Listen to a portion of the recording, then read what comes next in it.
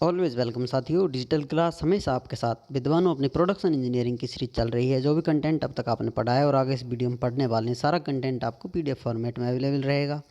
जिस तरह से मैकेनिकल इंजीनियरिंग, जनरल नॉलेज की अन्य सीरीज कंप्लीट अवेलेबल हैं।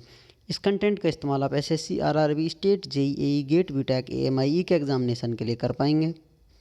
इससे पिछली वीडियो में साथियों हम वेल्डिंग, फ्लक्स का फंक्शन क्या होता है, तो इस प्रकार की जानकारी बेसिक ले चुके थे। अब स्टडी करते हैं साथियों सबमर्ज्ड आर्क वेल्डिंग के बारे में जानकारी लेते हैं। यहाँ पर सबमर्ज किसके लिए इस्तेमाल किया गया है? डूबा हुआ है आर्क आपका, उसके लिए इस्तेमाल किया गया है। ये सेमी ऑटोमेटिक प्रोसेस है। जिसमें क्या है सेमी ऑटोमेटिक में साथियों, यहाँ पर जो आप वायर देते हैं, फिलर जो आप इलेक्ट्रोड इस्तेमाल करते हैं, वो चलता रहता है सर्वो मैकेनिज्म की मदद से। इसलिए इसको सेमी ऑटोमेटिक, क्योंकि आपको ये मोशन जो इसका लेंथ का लॉन्ग देना है वो मैनुअल होता है। तो आइए जान लेते हैं इसमें क्या क्या इंस्ट्रूमेंट इस्तेमाल किए जाते हैं। यहाँ पर साथियों फ्लक्स ड्रम है। इसमें लिक्विड दे सकते हैं आप, सॉलिड किसी प्रकार का फ्लक्स दे सकते हैं, इसमें से फ्लक्स आएगा। और यहाँ पर स्पूल है, वायर स्पूल, जिसमें इस प्रकार से वायर आपका कलेक्टेड है और आवश्यकता के अनुसार मैकेनिज्म से, जिसको सर्वो मैकेनिज्म हम बोल रहे हैं, उससे दिया जाएगा और आपकी वेल्डिंग चलती रहेगी अलोंग लेंथ।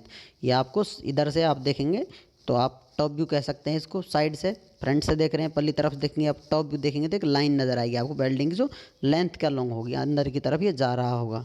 इसको 3D में आप इमेजिन कर चल सकते हैं। यहाँ पर वायर स्पूल से वायर आता रहेगा, इलेक्ट्रोड आप जिसे कह सकते हैं। अब ये वर्क पीस है, इलेक्ट्रोड करंट से कनेक्टेड रहेंगे, इनमें करंट आएगा और वेल्डिंग आर्क जनरेट होगी। जैसा कि आपको पता है साथियों, पिछली वीडियो में आपने जाना था।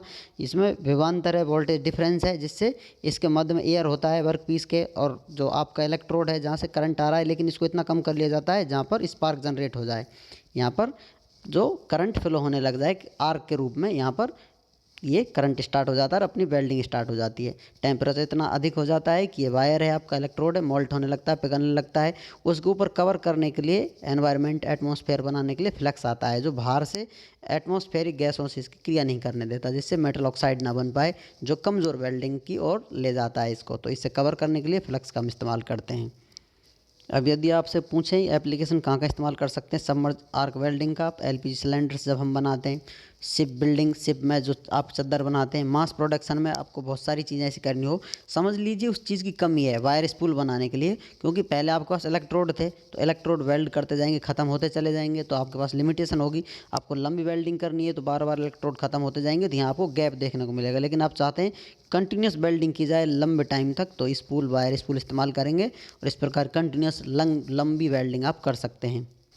इनको अब एडवांटेज में लिख लेते हैं साथियों। कंटिन्यूस वेल्डिंग प्रोसेस है, क्योंकि अब तक आप रुक जा रहे थे, इलेक्ट्रोड खत्म हो रहा था, वायर स्पूल इस्तेमाल कर लिया, अब लॉन्ग लास्टिंग चल सकता है, लंबे टाइम तक चल सकता है। सेमी ऑटोमेटिक वेल्डिंग है, क्योंकि इसमें आप जो toward work piece electrode दे रहे हैं या वायर दे रहे हैं, जो कि कंट्रोल है सर्वो मैकेनिज्म से, तो ऑटोमेटिक दोनों मोशन इसके हो जाते हैं। जो अलोंग वर्क पीस होता है और टू वार्ड वर्क पीस तो फुल्ली ऑटोमेटिक होती है, लेकिन यहाँ पर सेमी ऑटोमेटिक है, क्योंकि हम सर्वो मैकेनिज्म से सिर्फ इलेक्ट्रोड को दे रहे हैं। इसमें लेस चांसेस ऑफ स्पैटर, यहाँ पर इधर उधर आर्क का भटकना फ्लक्स से कंट्रोल हो रहा है, क्योंकि फ्लक्स ड्रम आप इस्तेमाल कर रहे हैं। अब साथियों आते हैं नेक्स्ट वेल्डिंग की तरफ। जैसा आपको पता है साथियों, नई चीज़ दुनिया में नई आ जाती है, ज़रूरत पूरी नहीं होती, या फिर कुछ अपडेट उन्नत तकनीकें आती रहती हैं समय के हिसाब से। तो TIG and MIG arc welding की तरफ आते हैं साथियों। तो ये दुनिया में आई हैं। क्यों आई हैं साथियों? क्योंकि सिंपल जो मेटल हैं उनकी वेल्डिंग जिनकी नहीं की जा सकती सिंपल मेथड से, नॉर्मल टेम्परेचर से, तो उनकी वेल्डिंग करने के लिए कोई नया मेथड लाना पड़ा। जैसे एल्युमिनियम, मैग्नीशियम, एलॉय की कुछ चीज़ें, प्लेटें हैं, उन पर आप सिंपल वेल्डिंग नहीं कर सकते नॉर्मल टेम्परेचर से, तो यहाँ पर आपको टेम्परेचर अधिक करना पड़ेगा। तो यहाँ पर TIG stand for tungsten inert gas arc welding, tungsten inert gas arc welding. MIG किसके लिए? Metal inert gas arc welding के लिए। इसमें क्या हो रहा है साथियों, अब हमने इलेक्ट्रोड चेंज कर लिया है। यहाँ पर टंगस्टन का इलेक्ट्रोड लिया है, जो कि नॉन कंज्यूमेबल है। अब तक आपका इलेक्ट्रोड कंज्यूम हो जाता था, धीरे धीरे पिघल कर उसी में समा जाता था वेल्डिंग में, लेकिन यहाँ पर ये सेम इलेक्ट्रोड रहने वाला है। अब इसको कवर देने के लिए साइड में क्या है साथियों, इनर्ट गैस इस्तेमाल की जा रही है। Helium, neon, argon, krypton, xenon, ये सारी गैस हैं साथियों, इसमें इस्तेमाल होने वाली हैं, जो कि एक एनवायरनमेंट बनाएंगी बाहर की गैसों से, एटमॉस्फेरिक गैसों से इसको रिएक्ट ना करने दें, इसलिए इस पर कवर करेंगी इसकी कवर को। अब यहाँ पर टंगस्टन नॉन कंज्यूमेबल है, तो कंज्यूम होने के लिए कुछ तो चाहिए, तो फिलर रोड इस्तेमाल करते हैं। जो मटेरियल है उसका सेम मटेरियल का फिलर रोड इस्तेमाल कर लेते हैं। फ्लक्स का काम यहाँ पर इनर्ट गैस करती हैं, जो एनवायरनमेंट से बाहर की से रिएक्शन नहीं करने देती या फिर इनको ऑक्साइड लेयर नहीं बनाने देती। क्योंकि जो मेटल होते हैं साथियों, जो कुछ मेटल ऐसे होते हैं जो टेम्परेचर देने पर, टेम्परेचर राइज करने पर, अप करने पर मेटल ऑक्साइड बनाते हैं। लेकिन जैसे एल्युमिनियम, मैग्नीशियम, ये मेटेरियल ऐसे हैं नॉर्मल टेम्परेचर भी ऑक्साइड लेयर बना लेते हैं, बिल्कुल नॉर्मल टेम्परेचर पर लेयर बना लेते हैं। तो इनसे इस प्रकार की वेल्डिंग ना हो पाए, इसको कवर करने के लिए यहाँ पर इनर्ट गैसों का इस्तेमाल किया जाता है। और इस लेयर की वजह से, जैसे ये मेटल है आपका एल्युमिनियम की प्लेट ले लीजिए, ऊपर की तरफ ऑक्साइड लेयर जमी हुई है इसकी, जो कि हार्ड होती है, इस पर नॉर्मल वेल्डिंग नहीं की जा सकती। तो इसमें क्या करते हैं साथियों, यहाँ पर जो आपके पोलरिटी है उसको चेंज कर देते हैं। इसको नेगेटिव पर जोड़ देते हैं वर्क पीस को, और इसको पॉजिटिव से जोड़ देते हैं। इलेक्ट्रॉन फ्लो होगा नीचे की तरफ से ऊपर की तरफ जाएगा, तो ऊपर की परत को तोड़ देगा, इसके ऑक्साइड लेयर को। इसीलिए इसको कैथोडिक क्लीनिंग के नाम से भी जाना जाता है, क्योंकि इलेक्ट्रॉन ऊपर की तरफ जाएंगे, ऊपर की परत को तोड़ देंगे, फिर रोड आएगा, इसमें वेल्डिंग होती हुई चली जाएगी। इनर्ट गैस इसको कवर देंगी ऊपर से, फ्लक्स का काम करती है। टंगस्टन सेम बना रहेगा आपका।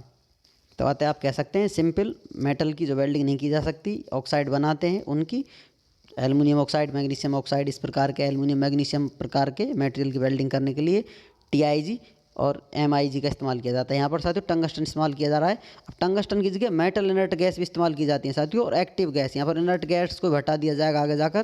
जैसे टंगस्टन है तो इसमें इस वायर स्पूल लगा दिया जाएगा, तो इस प्रकार से। और यहाँ इनर्ट गैसों की जगह कार्बन डाइऑक्साइड गैस इस्तेमाल कर ली जाएगी, तो वो active gas metal arc welding कहलाएगी। ये भी जानेंगे साथियों आगे आने वाली वीडियो में डिटेल में। सीरीज से जुड़े रहिए, हर पहलू का आप आनंद लेते रहिए। उम्मीद करते हैं विद्वानों वीडियो में दी गई अब तक की जानकारी आपको अच्छे से समझ में आई होगी। अभी भी आपका कोई कन्फ्यूजन है तो आप हमसे कमेंट कर पूछ सकते हैं साथियों। आप चाहें तो कांटेक्ट कर सकते हैं, कांटेक्ट लिंक आपको वीडियो डिस्क्रिप्शन मिल जाएगा। वीडियो को अंत तक देखने के लिए, चैनल को सपोर्ट करने के लिए आपका दिल की गहराइयों से बहुत बहुत धन्यवाद। मिलते हैं नेक्स्ट वीडियो में, तब तक पढ़ते रहिए, व्यस्त रहिए, मस्त रहिए। जय हिंद, वंदे मातरम।